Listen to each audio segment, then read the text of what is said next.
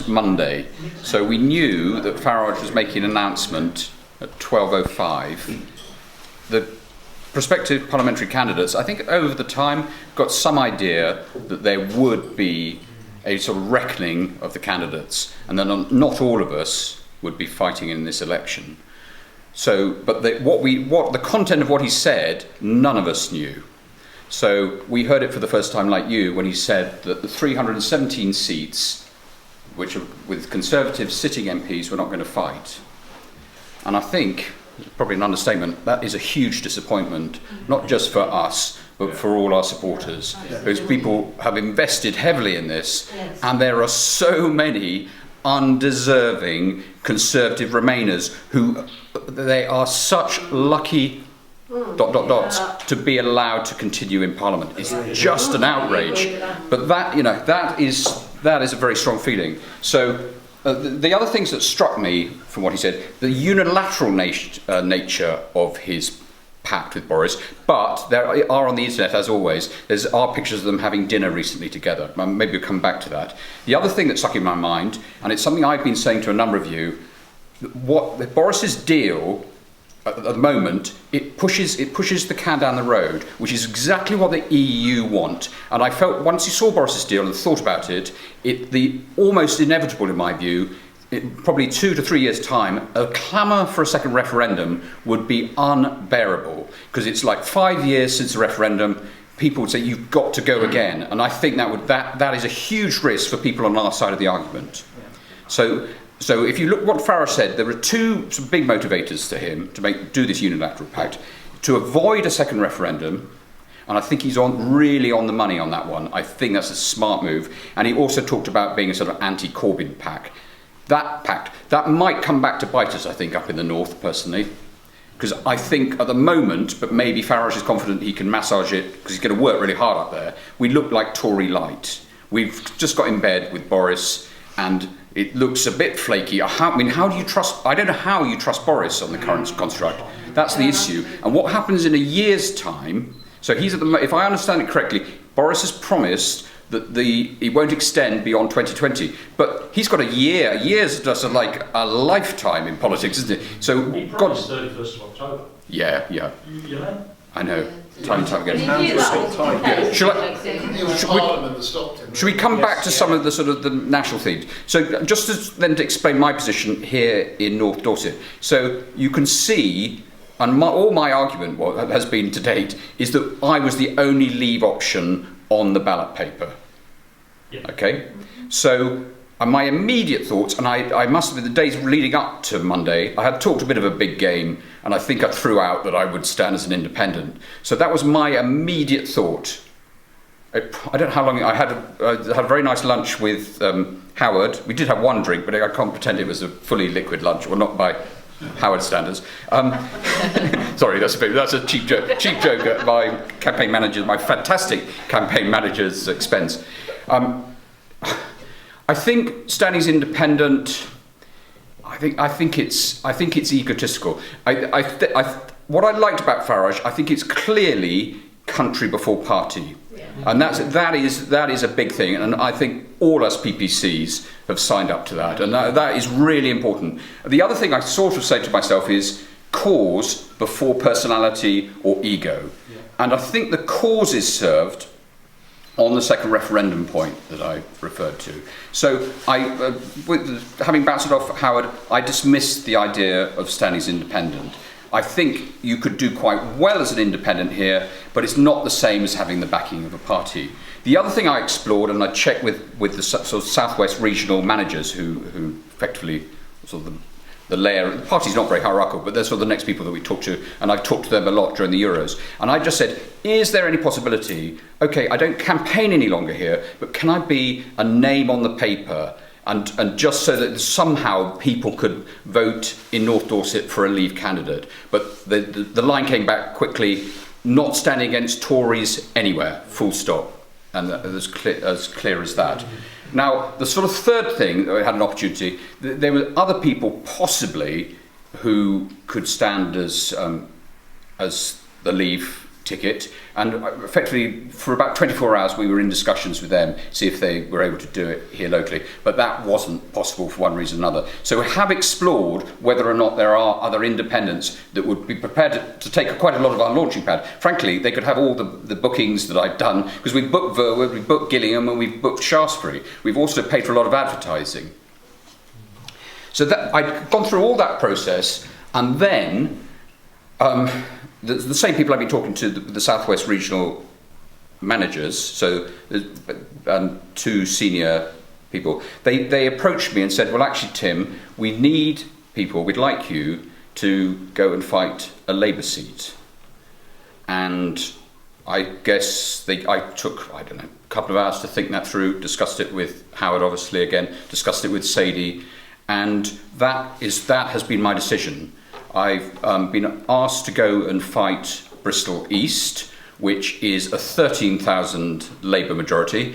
The way I put it, I've already halved the majority that I have to fight against, because here it's 26,000, there it's only 13,000. But it is, to be honest, it's... So you've taken the ego option then, yeah? Do you think so? No. Well, that's the question. Because, well, I'm prepared to fight anywhere. You said the independent option was ego.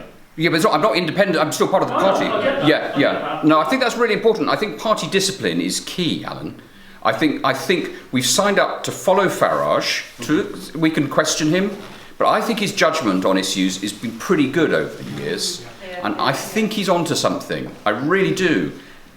I don't think he's playing fast and loose. I go with him, and I like the. I mean, in simple terms, I mean, effectively, we don't have in this constituency a candidate to vote for. We've been denied our democracy. Yeah. I cannot vote for Simon Hall. No. Whilst I'm a Tory through and through. Yeah. I cannot vote for that prick. Yeah. I cannot. I know. But that'll be part of the protest against him. Will be the fact that a lot of ex-conservatives like myself and yourself won't vote for him. So his majority should come down. So depleted. But he'll get 5 years in Parliament, brown nosing around Northern Ireland. He was up Hammond's backside for God knows how long. He's just troughing again for another 5 years. He does nothing for this constituency. No response to your email. I've approached him on 2 occasions on a couple of major issues, and he just he will not get involved. No. Yeah. I mean, So I've been deprived of democracy because the Brexit Party won't oppose this wet Remain at all. I think it's bad. Don't shoot me, but is anyone from UKIP standing? I think I can speak for that. Not that I'm not actually a member of UKIP, but I was the UKIP parliamentary candidate in 2015.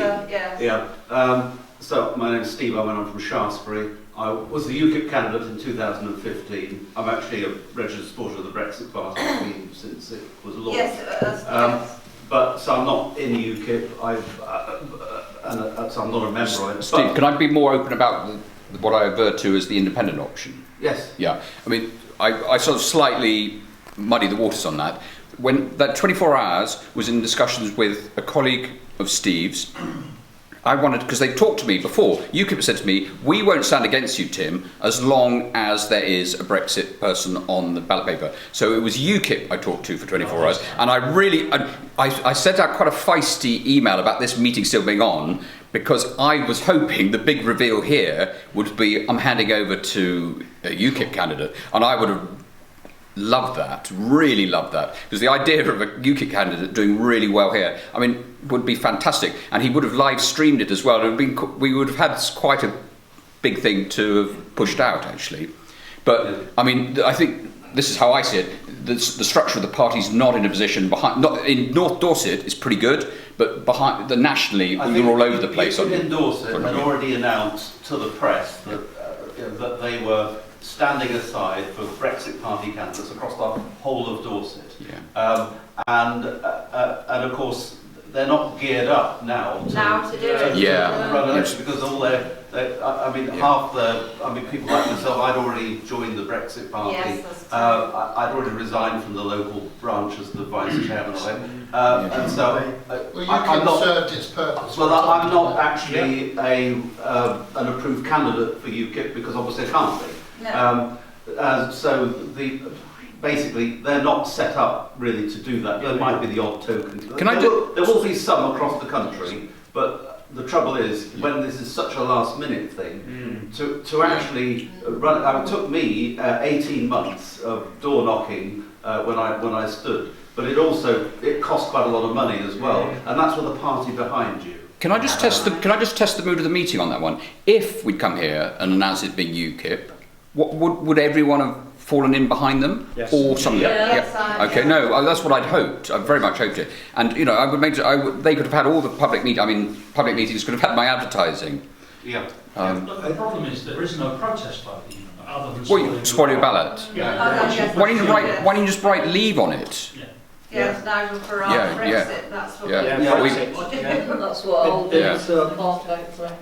As a member of the Brexit Party, both of us, and members of the Leave, it's interesting that today I had a thing from Aaron Banks setting out his position. Sorry, who had something from Aaron Banks? We did. Oh, did he? Yeah, I know as well today. I missed that. Through the post. What did he say? That this is a good thing. Basically, much along the lines that Nigel Farage said at his meeting this morning, it was on YouTube, that he said that he will be holding, if we can get the seats in Parliament, he will be holding Boris Johnson. His undertaking that there will only be the 1 year of trade talks. Yeah. If that doesn't succeed, he's not going to go on past that, and it'll be a no-deal situation. Yeah. But the gamble, as I see it, so we're saying, we, the Brexit Party, saying you Conservatives have 317 seats. Okay, that's not a majority, and I think Nigel is gambling that somehow we, the Brexit Party, with a few seats in the north, principally, maybe hopefully in Bristol as well, but hold the balance. They need 9, don't they? You need to get to 325, 326, and you. That's assuming that the Yeah. Conservative... Yes, that they get the 317. Yeah. Yeah, and that assumes that the 317 will continue, will vote with Boris and not against him, despite the fact that a lot of the drainage of the swamp has happened. Yeah. There are still those like Simon Paul who may well not be abstain. Yeah. Refrain from He should have voting. done the right thing. He's Sit got down. his own self-interest. So Yeah. I think Can we? I'd like to deal with Simon Hall. Because I think one of the things we must make sure as a constituency, we must make sure as a constituency that Simon Hall doesn't go away from this thinking he's got an increased mandate anyway. He's lucky that we're not fighting against him. He's bloody lucky he's got Boris as a PM. He owes his seat to Boris, and he wasn't loyal to Boris at all. No. So he's going to watch it. I think we should remind him of that for the next 5 years when he's back in office. Yes. And he mustn't feel empowered by what goes on now. The local Conservative committee can deselect him at any Well, stage. I had a drink with somebody who tried. It was not easy. He wasn't on the committee. He was a new member, and he just got squashed. Yeah. Yeah, no. What is There's status quo. I'm sorry, but my husband and I knew down here, we've only been down here 18 months. What is Hawes' majority? 37. No, the majority is 26. 26. Yeah. 1,000 is it? Yes. He got 36,000 votes. Labour got 10. Lib Dems got 7. Yeah. Yeah. But it's a completely different game now, because at the 2017 elections, a lot of people thought May was going to carry through. Yes. Yeah, exactly. Yes. So everybody Yeah. voted. So looking at his majority really isn't that accurate at the moment. I don't No, think. but it's difficult to know what to make of it. Exactly. I don't know if you saw what I was trying to argue was that my argument was that even if I split the Conservative vote, took one more than him, there's no way that either Lib Dems or Labour could come from a distant third place and beat us, either of us. That was my main argument. One of my main arguments. If you examine the perception of when May has always been a Remainer. At heart, she may have played the game a bit. She I played, think people Boris were duped. has a Our tinge of 17 Remain, elections, but the majority of him is about Yeah. Leave. So I think that the comparison is a little bit different. I'm not Oh, convinced. So what? Sorry, what are you not convinced by, Alan? I'm not convinced that the Tory party has got any genuine leaders in it at all. What about the ERG? Well, okay, yeah, sorry. Oh, yeah, absolutely right. The Spartans in the ERG, they've put their integrity on the line in support of what they believe in. They're the power. But bear in mind, from Macmillan through Heath through Major, Well, you remember those wets that always fought against Thatcher? Remember the wets that always fought against Thatcher? Major was not Kenneth Grant. There's a long line of disrepute. I mean, the whole of Parliament is Remain. Well, I'm not convinced the Tories are doing any more than paying sufficient lip service to quieten down the proletariat. That's what I think. I missed that last bit. Missed the last bit. Not paying to quieten down the people, the proletariat, the demos. Just quieten us down for long enough to still keep the hooks into the EU so that it grows again and we get embroiled. I don't think that's what's been happening for 40 years. Yeah. If you saw Boris at the 2018 Conservative Party conference, his speech was absolutely stonking. I mean, I'm not a Tory fan, I'm not in the party, but his speech was absolutely on point. It was, there's nothing about that speech that Nigel could have disagreed with. However, they've been hijacked by May's deal. Yes. And I'm not convinced that Boris and a lot of the Tory party are actually behind the deal. No. I think the whole game, it's been 5D chess to get the general election, to hoodwink the Remainers in the Tory party to think that, oh yeah, we've got a great deal, we're going to, it's super. Actually, the whole game was to get the general election. Yes. Well, then what does he do with a majority? If he gets the majority, what does he do? Well, it's quite clear he withdrew the withdrawal bill, didn't he? Because of the amendments that were flying through. We're not playing the game. So if they wanted to present the WA4 again, they'd have to ratify it with a brand new withdrawal bill, starting right from the beginning, introduce it, first reading, second reading. At which point, if there is a leaver Parliament, it can be amended to the extent that it would need to be... If you read what May had done, we were just heading into the customs union. It was like, what's this woman on? Yeah. This is just outrageous. Well, it was Oliver Robbins, wasn't it? It was written by the EU. But it's malign, malicious, it's evil. Yes. It wasn't, you're not even sort of stupid, it was something wrong. Yeah. God knows why no one's standing against her in Maidenhead. I mean... Oh, somebody was annoyed that on on Twitter. Nobody's standing against him. No one on the Leave side. We've took up. Yeah, I know, it's unbelievable. Well, then you could say the same about Hoare. I mean, he doesn't deserve to be there. There was a Labour PPC for the Brexit. She was the lady. Yes, yeah, but she stood down. She stood down like me. Yeah. No, the line. I mean, and if you just, I think there's somebody in Poole who might stand as an independent. One of our PPC, former PPCs, if he can put his... A couple in the South East are standing as independent. Are they? Yeah. Yeah. The main one is the likes of Jacob Rees-Mogg, where their tactical voting's coming in, Liberal Democrats, Labour, Greens and all the rest of it. He didn't have that big a majority in it. No, you said, but look at the European elections. I reckon that the strong Remain vote peaks at about 22%. That's what the Lib Dems are after. That's all they got at the Euros. I think that's not a winning amount. Yeah. It might. You're right. On individual constituencies, it might make. But if there's tactical voting, we could lose. Well, there's no I don't think there'd be tactical voting between Labour and Liberals. Steve Baker. No, but he voted for Boris's deal. So yes, but by that stage, 5D chess was taking place. I hope you're right about this, 5D. My experience of life is you can overcomplicate things, and normally it's more, certainly between conspiracy and cock-up, things tend to be more cock-up, and people aren't as clever as you assume they are. You don't? Oh God, sorry, I must have pulled that back when I said it. That's where a lot of his... I don't know. I think he's a smart guy. Yeah, I mean, he's off the left field. Do you not think by the amount now that have left Parliament, was it 70? 78. Yeah. 78. Clear out. Sorry, who's the he now? Cummings. Okay. His whole plan about exposing all of those to the world. Do you think you credit to Cummings for that? Well, yes. Yeah. Oh, right. I think it's all part of the plan, and I've thought for a long time, because, I mean, even the father of the house has had to hold his hands up and walk out the door, you know, I mean, and that takes some doing to push that kind of buttons. He's been cocky for a long time, exactly, and looking quite confident about it. Yeah, always. I just thought that was his just way of acting. No. There was a lot of internal turmoil. His PR. Do you know? I tried playing chess once, and I could barely do pawn forward. I can't even say it. I don't play it. That's the one. Yeah, and that's it. And then it's checkmate, and I've only moved it. But these people are like the chess players, and they're 30, 40 moves ahead. He has wargamed it. Yeah. You don't think I think he might have been wrong-footed. There were sequences that happened. The Supreme Court, I think, was outside his control, wasn't it? And also, when they didn't go for the general election, that completely... Yes, that floored them for a couple of weeks. Yeah, but I think the overall game was to expose the backstabbers in his own party. Well, they cleared out a lot of good Remainers, certainly done that. but not all of them. No, it's only a tiny fraction. But like that gentleman said, this bloke runs with the hounds, doesn't he? Yeah. Whatever the flavour of the day is, he'll vote for it. Exactly what you said. Yes. Simon Hall, Yeah.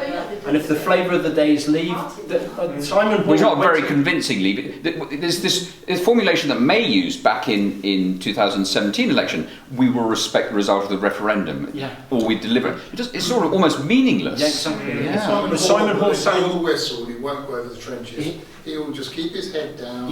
He'll posit his own position. And he'll just feed off it. Exactly. I mean, he went to my daughter's business and he told her categorically he said we will be leaving with no deal. It suits us the best. He was a leaver. And he was an absolute leaver. What year was that? That was just before the referendum. Just before the referendum. He told us. That's so weird. That's very weird. Footage of that. Yeah, what that's taped private to her in her business. Oh yeah. Because she's a leaver, and so that's what he was saying. Because that's what he needed to do. The email he sent out to everybody said that he was a leaver at heart, but a Remainer. What does that mean? Yeah. I've known Simon for, I used to be, although I was the UKIP candidate in 2015, I was a Conservative Party agent for 17 years in the sort of 90s and up to about 2002. But I knew Simon Hall and Jacob Rees-Mogg when they were students at the same time in Oxford. I was a Conservative agent in Oxford, West Navington. And Simon Hall then was as pro-EU wet. But he was one of the wets that used to attack Thatcher, basically. He was a member of the Tory Reform Group, which was what they called the wets. Thatcher went up to them once and said, "What exactly is it you want to reform?" And he's remained exactly the same. I mean, he's not just wet; he's dripping wet. And he is an absolute federalist at heart. You have to watch it with some of these safe Tory seats because Devizes a bit the same. Historically, you have a line of similar wets. Because Robert Walter is all over Twitter about being pro-EU, isn't he? I mean, and that was the predecessor. Yes, even worse. I mean, I knew Robert Walter quite well. I'm sure you did. I've been his election agent twice. But I also was the election agent, agent for a short time in Romsey. Now, is that Noakes? Caroline Noakes. Now, she was one of the 21 Conservative MPs who had the whip taken away from them because they voted for the Ben Surrender Act and basically tried to scupper Brexit. Obviously Hammond and all the rest of it were among those. Now, when this general election was announced, 10 of them had the whip restored. And people like Caroline Noakes in Romsey and Southampton North, people like Steve Bryan in Winchester, people like Greg Clark in Tunbridge Wells, people like Stephen Hammond in Wimbledon, they are all the official Conservative Party candidates. Yet they were the exact people who had the whip withdrawn because of their rebelling and trying to scupper Brexit. And are we saying that the Brexit Party aren't going to field candidates in those constituencies? The answer is yes. So it's not just the likes of Simon Hoare and Theresa May. There's probably half of the sitting MPs who. Do you think as high as that, do you, Steve? Oh, that's at least half. I was the Leave Means Leave coordinator for the southwest of England. before the Brexit Party was formed. And I went through all the Conservative MPs in the South-West. Bearing in mind the South-West is 55 parliamentary constituencies. 6 of them are, you can forget about because they're Labour, 4 in Bristol, 1 in Plymouth, 1 in Exeter. The remainder are all Conservative held seats. I had about 30 that were Remain voting, supporting MPs. And don't forget, during the in the referendum campaign, 24 out of 30 members of the Conservative cabinet were Remainers. And at the moment, half the Conservative cabinet are Remainers. They are all candidates in this election. Yeah. So we're talking, if all those 370, I know in about 40 or so of the 317 constituencies have got new parliamentary candidates on the Conservative side, and half of those probably are Leavers, but there's a good chunk, we know several, that were Remain supporters in the referendum campaign. Obviously they're less known because they're just Conservative activists who've become candidates now. The problem is that actually the 317 Conservative held seats aren't all Leave. It's not a Leave alliance. It's nothing like a Leave alliance. No. Yes, there are Conservatives that are Leavers, but Leavers aren't, it's not, it's only some of them, it's not all of them, and it's probably about half.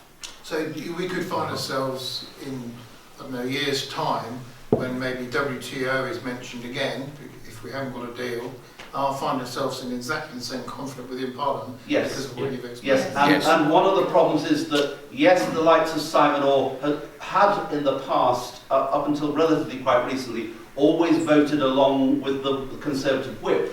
The reason for that is he is a careerist. Yes, he was yes. a parliamentary private secretary, which makes him a member of the government, which means he either votes along with the government or he resigns from the government and joins the backbenches and then campaigns against Brexit. Well, there are about 90 posts, aren't there, in government? That's right, yeah. I thought it was higher than that. It's over 100, I think. Yeah, I thought 150. If you include parliamentary private secretaries and all that. Are they paid? Are they paid more? They're all paid more. They're all paid for it as well. Yeah. It doubles their salary as a minimum. No, not being a PPS. Surely. A PPS, it adds maybe not double, but it adds another 40,000 or something like that. It's a big jump in salary. Now, Simon Hoare just got the what I would money, say, time, sorry, and all the rest of it. what I would say is, I think we're still in a position, and it'll be hard, but if this Parliament lasts another five years, we can regather ourselves and do it again. I see no reason why not. I really don't. The problem is Lisbon cuts in during that 5 years. What cuts? The Lisbon Treaty cuts in with a vengeance. Yes, 18 months. What does that exactly mean? Well, they take over our taxation for a start. I thought, And we have the euro. So, at the moment, the Treasury and local taxation is still under our own control. It goes under EU control. Really? You want that? No. The rich countries are going to continue to pay for the poor countries, and we give them the keys to the Treasury. Yeah. That happens under Lisbon. So, for example, they could do a euro. financial transaction tax if they wanted to, That's right. impose it on They us. can do what they like. That would trash London. And that's at the end Well, of they're 2020. desperate to That's why move it's the crucial. financial centre to the mainland. Yeah, absolutely. Absolutely Yeah. desperate. I think if the surrender treaty goes through, that's it. That's curtains. I cannot see Boris wanting that to go through. I think it was You're always... a glass half full, though, aren't you? It was... Yes, I am. I have to be. The minimum he's got is some soft promises from Boris. What are those? Well... Yeah. That are soft enough not to be noticed, you mean? No, it just for Boris's sake, they had to be behind the scenes. So for they had to be.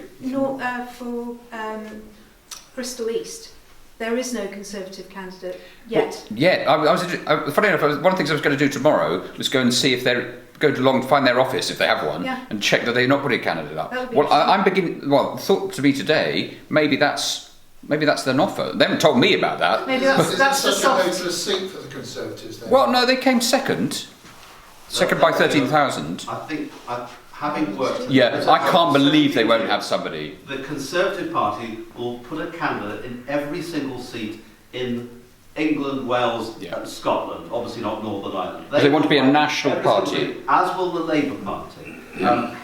winning elections isn't just about winning parliamentary seats. Obviously, that's the major factor of it. But one factor that also takes into account is vote share. So they add up the total number of Conservative votes, Labour votes, and all the rest of it, and see who actually sort of won on that. There's a sort of psychological thing on that. That's how the election statistics are all sort of calculated. So it's important to win the election, but also to win the most number of votes. And even though they might only get sort of 9,000 votes in Bristol East, that's 9,000 to add to the total. They will field the candidate in every single seat. It's a strategic thing. They are just as worried about the Brexit Party winning seats as the Labour Party winning seats. In fact, they're more worried about the Brexit Party winning seats than. So don't be deluded by thinking that they are our friends. They are politically not on the Brexit issue. They need to defend their position. Once they start losing seats to the Brexit Party, that then opens the door to the next election. Yeah, that's what created the all they can do in the first place. It's all to do with Project Fear. Everything is Project Fear. So you've got to vote Blue and Remain, then this is going to happen. There'll be flags of locusts and all the rest. But the sadness for us, I think, as a movement party, is we're trying to break that two-party system, and everything reinforces it. It's so difficult to break. It's so difficult. Even party political broadcasts. You need to have a full slate of candidates to have the full entitlement to party political broadcasts. So the Brexit Party have immediately at least halved their entitlement to party political broadcasts overnight. Well, I don't think that matters in the digital age. People can access Nigel online every single day twice. It matters less now, but it still is a factor. Can I just ask a question? Yeah, sure. Do you think that if we leave European Union and it's an appropriate deal for most people agree that it's an effective separation, that the Brexit Party is a one-stop shop, and after that it's then spent, and unless it has aspirations of becoming a third party within the country, do you think it's finished? No, I don't think it's finished. I think it obviously needs to change its name, but I think we've got enough policies, and the key one, and I've heard people talk about quick name change would be to the Reform Party or something, is electoral reform. We need something, the point we were just discussing before, we need to break the two-party system. That is key. We maybe need some form of proportional representation for some of the MPs. We certainly need to get rid of the Fixed Term Parliaments Act. We certainly need to change postal votes. We need ID. We need to reform the House of Lords. I think that's got to be an elected chamber. That's one of the disappointments of the last 3 years, is that the House of Lords hasn't done its job. I used to, when I was a young boy, you were quite confident that it was a good check. They didn't feel pressured by party politics. Now, particularly, I really look at the Lib Dems. The placement that the coalition are allowed to put into that place, a bit like Ed Davey, it must be the thickest person that's ever been in the House of Lords. Well, Clegg's not in the House of Lords. He's busy working for Facebook. But I mean, it's just so disappointing. And all they did was during the discussion of implementing the referendum was do what the House of Commons was doing. There was no independent check, so they've served their purpose. They should go, and it should be smaller, 50, 60, 70 senators or law, we'll call them what you want, but elected. And I'm disappointed it's elected. I like the fact it was non-elected, because I think that means you're not subject to the pressures of the electorate. But I think the time has come for that. I don't see how Clegg put a stop to that as part of the coalition. But why then didn't the Conservatives implement that? Because it would have stopped the damned SNP, who I find of all of them. You need a parliamentary majority. I don't think they have enough parliamentary majority. Doesn't it need a simple majority? Yeah, but they didn't have it. They needed the DUP. I can't remember if the DUP are in favour of the boundary changes or not. They haven't. I think it was a backroom deal as well. I think they well, what I remember, this is my memory, it might be wrong, is that the Lib Dems were upset that their proposals in relation to the reform of the House of Lords didn't go through, and their tit for tat, and rather sort of like Punch and Judy show, was, OK, we're not going to help you with parliamentary seats. And that's something else I think this party would do. I don't see why you need 650. Bring the number down. Definitely. I agree. Yeah. Yes, and have them on a same number of votes. Absolutely, just make so much It's unfair at the moment. The Scots Yes. Oh, they're always have a overrepresented. disproportionate Yeah. number of seats in the House in relation to their population. Absolutely. Was there any questions, particularly people who haven't asked a question later on? Anyone else? Yep. Well, I would like to just ask if anybody else here thinks that the EU isn't going to last that many more years anyway. Yes. Yeah. Yes. How do you denote many more there? I'm hoping for a draw. Well, that was always one of my reasons for getting out. When the ship goes down, you don't want to be on it. Yeah. Especially with we're one of the people handing out all the money. 42 trillion in debt. So Deutsche Bank. Deutsche Bank, yeah. Deutsche Bank. I know. 42 trillion. And that has worldwide implications, not just enormous. Yeah. The UK GDP is something like 2 trillion. Our total. I was going to say 1.3 or something. Yeah, you might be right. And we're going to be shackled to that when that implodes. I think of Italy, Greece, and the rest of the countries that are all looking for support. And they're printing euros at the moment, the ECB. Yes. Are they? Yeah. QE and euros have been going on for about 4 or 5 years. They haven't stopped quantitative easing then. But you coming back to your point about... I think we are always going to have some kind of payment, hopefully, for, we are going to become more park keepers. It's blatantly obvious. I mean, we are actually tenants of the National Trust, and that's certainly the way they want you to behave, which is very scary. But having said that, looking at the whole thing, I just wonder where your point of view is on where we stand. The idea we would come out, but then the tariffs and all those kind of things are quite worrying, whether we're going to have a lot of cheap imports if we come out, or with no deal or whatever eventually. Or where you think we stand now with Boris. We're not going to have that 39 billion back. I don't know where we stand, where we are going to stand as farmers. My prediction, or to try and speculate what's going to happen in the future, I think in this country we will always subsidise food production. We should do, because when people buy at the supermarket, it's a question of effectively low price. But I think we are at risk of foreign imports undercutting whatever we do here. But, and this, you might say this is not the perfect solution at all, I think you have to push the provenance, and you do buy British campaigns really strongly. And the red tractor system, I try to understand it. I can't understand it myself. People must understand what it means, for example. And I laughed the other day, I went past Lidl or Aldi in Westbury, and it's got a big thing championing British business, and I'm thinking, that's a German company doing that. Fantastic. They do have a lot of British stuff. Yeah, no, fair play to them. But I think that's... who's going to do it? We all know everybody goes to Lidl or Asda or whatever, 3 for 2, and they are always going to buy. Well, I think this is my point about provenance, and you need to know exactly where that food's come from. So you're effectively saying, this might be a sort of facile example, but this is American food produced with GM, things that people don't like, lots of chlorine. I don't like lots of fear factor about it. I'd probably eat it as well. It's not poisonous necessarily, but just understand how it's produced. Pictures, say, of the cattle in the US in those paddocks without any grass in them. Yeah, but we've got less and less cattle in this country all the time. I know. Just going and going and going, as you well know. Yeah. And I don't know. People will still always buy on price, and we're going to end up with cheap imports coming in. I mean, am I right to have voted Brexit as a farmer, or am I not? I can't answer that one. That's your decision. I mean, I'd like you. I know lots of farmers that did. I put it down to, I think they tend to be some of the most talented businessmen that I know, and I think they fancy their chances entrepreneurially and with greater diversification and greater freedom. They don't like being tied to effectively a super state paying. Can I just say one thing? The agricultural bill that was going through Parliament, you remember that you touched on it because you referred to them being park keepers. The subsidy regime there was limited to this concept of public good. I wrote to somebody I know in the House of Lords, new Lords, and said, you've got to amend it, because I believe, and it's number one in my view, food production is a public good. And I've said, I think I've even tweeted about this, after defending your people, you've got to feed them. You absolutely 100%. You don't even worry about the NHS. People aren't.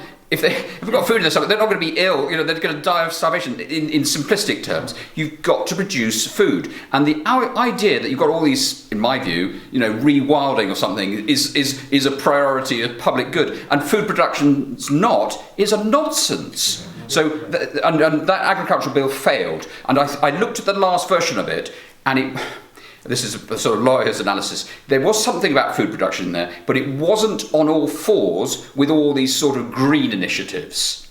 So that, in my view, needs amending. But it comes back to my point. I think that food production should be subsidised. It's subsidised not for the farmer's benefit, because if they got a full price, otherwise it's for the housewife, it's for the people eating it. And I think that's a political decision. I think we want people to obviously be able to eat, so we do suppress the price, and then we recompensate the farmer with some form of subsidy. So I think the subsidy would continue, and not just for this tapering period, but thereafter. I don't think you can't possibly go, in my view, go fully to just green initiatives getting subsidies. There's an argument that sort of spread the argument a bit fine.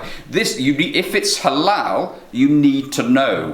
And I think I've talked to our filming friend here. The thing I wanted to do, again to do with provenance of food, is when you go into a supermarket, maybe you say, oh, nobody would do it, but you can if you want to. You click on something. What are those things with those black and white fuzzy pictures? Well, but the QR ones. Yeah, and you get a video. You could then download a video that shows you exactly how that food you're buying was produced. That's what I'd like to do. So if people are interested, it's all there at their fingertips. And none of this nonsense from supermarkets about brands that aren't real farms. Because I said to one of my neighbours, one of my friends, I said, do you know your food, can I go and buy it from Waitrose or Marks and Sparks or whoever he supplies? And he said, well, it's in a batch.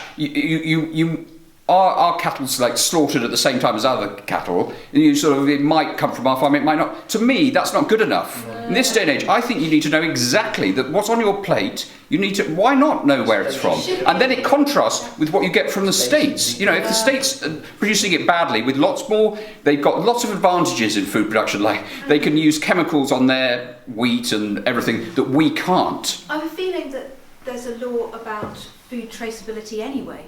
Law?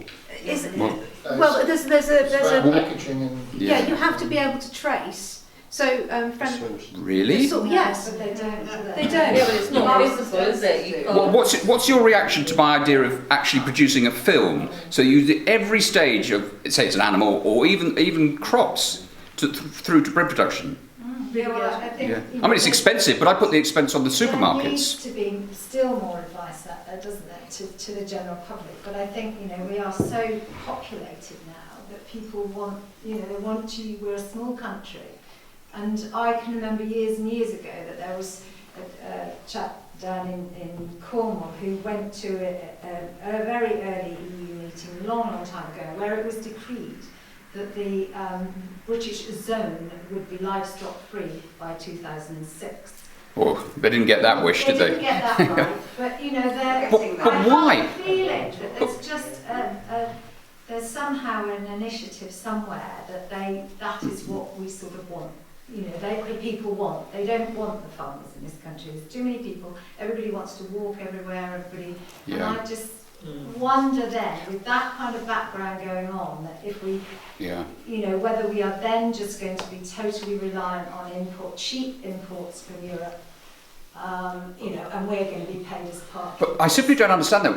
Our climate, our weather, our conditions are perfect for grass growing and livestock, aren't they? It's probably as good as anywhere. And we're getting less and less, so.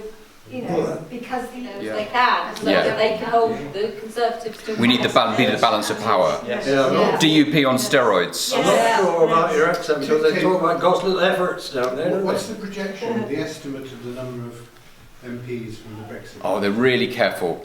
I can't remember how secret the meeting was. Well, it's got to be 15. I heard them say, but this was things move quickly, but a few weeks, maybe months ago, if they'd had 5. Wait, they'd be really pleased, and then sort of best hopes. 5 wins or 5 MPs. It's just first I think what it is. First past the post. I always mix it up with Fixed Term Parliaments Act. Did I say first past the post is electoral reform? I meant Fixed Term Parliament Act. But first past the post is in a two-party system with the sort of Lib Dems behaving. It's not easy to break in. No. I think you're doing the right thing. Thank you. The other prediction I've got is another general election within a year. And I think Brenda from Bristol is going to be furious, but you've got to get over it, and you've just got to be. In all negotiation, you've got to show stamina. Is she in Bristol East? I'll go look at. I'll go and find her. That'd be great. That'd be a great photo, wouldn't it? Yeah. Maybe I can persuade her that she's going to be happy with the second general election in a year. Yeah. I think you'll probably find several Brendas. So why are you predicting another election? Because I think Boris will get either a small majority. Well, sort of the discussion we've been having is that he gets a small majority, and with us a slightly bigger one, or he doesn't get an overall majority. There's a hung parliament, and he can't get through even what he wants to get through. So he gambles and goes for another, because he's like probably a lot of the great politicians, he's a gambler, and I think with us Brits, we vote in one way and then think, we better give Boris the benefit of the doubt, and I think he'd win a bigger majority second time round. I think you should be careful of the comment of being parachuted in, and my answer to that would be we've been using parachutists to release tyranny all over the world. Well, all I can say is I live closer to the constituency than the Labour person did before she went there. She's from Luton. I'm from Trowbridge. That's just down the railway line. You're likely to have the student vote there. No, I'm not. No? No. They're left of Lenin. Yeah. No, I mean to face. To face. Yeah. To face them. You're absolutely right. Yeah. Kim, I think it's worth making the point that you actually do have very strong connections with Bristol. Yeah, well, that was going to say, Anne spoke.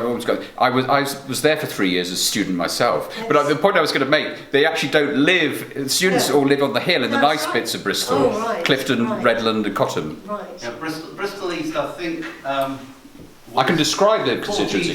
47% leave vote. So yes. There was a majority for Remain. Yeah. Obviously in Bristol anyway. Yes. But Bristol East, the breakdown. 53-47 roughly. Yeah. So, but obviously, if you targeted that 47% of the vote, and bearing in mind that there's a potential for quite a big Green vote, quite a big Liberal Democrat vote, as well as not historically, the Greens have done very well. Okay, well they do better. The Lib Dems do really badly there. That's one of the pleasures of the place. Bristol South last time I think it was, or West, Bristol West. Yeah, that was their number 2. Didn't they have a Green? They had a Green mayor as well, didn't they? Possibly. Yeah. But Bristol East, you've definitely got every constituency has a strong leave vote, but even though they say, it's Remain, the other thing 47% is not to be sniffed at. No, it's fantastic.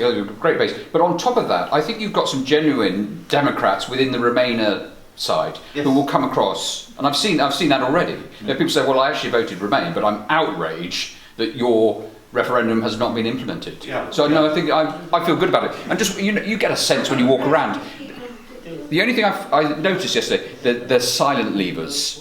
Because Labour's so pushy, it's got its posters up everywhere. There's a but that's okay. I know. As long as our people come out and vote. Yes. But the thing is that although we go on about first past the post and the Brexit Party hasn't got any MPs, well, of course it hasn't got any MPs because it wasn't around before this year. Yeah. It was only formed in April or February or something this year. So there wasn't a general election. But actually, can I turn the question to you? What was the view within? What was the sort of sense of disappointment in 2015 when UKIP got 14% of the vote nationally and didn't have it? Did he have Carswell? Carswell got in. Yeah, but what was the feeling within the party? Were you really depressed by it, or? I was fine, but I'm more used to losing politics. Oh no, sorry. No, sorry. No, because that's my limited experience. I was a Conservative agent, so I was quite used to. Well, okay, you're winning as well. Yeah. But most of my candidates won whenever. Because I must admit, my limited experience of UKIP, and I did serve for them in 17. I thought they were some of them are just happy coming second. Well, there's no prizes for coming second in politics, is there? Nothing. They spread themselves too thin. There's no prizes for coming second. Obviously, a lot of